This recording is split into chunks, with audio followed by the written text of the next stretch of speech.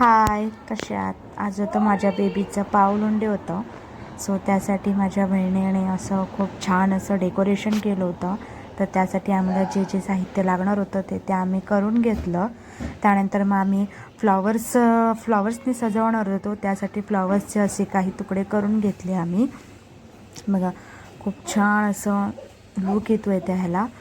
त्यानंतर मग आम्ही डेकोरेशन केलं. सो जे घरातच होतं त्यानेच आम्ही सर्व करून घेतलं डेकोरेशन वगैरे. बघू शकता तुम्ही डेकोरेशन. खूप छान अशा पद्धतीने माझ्या बहिणीने मला खूप मदत केली आहे.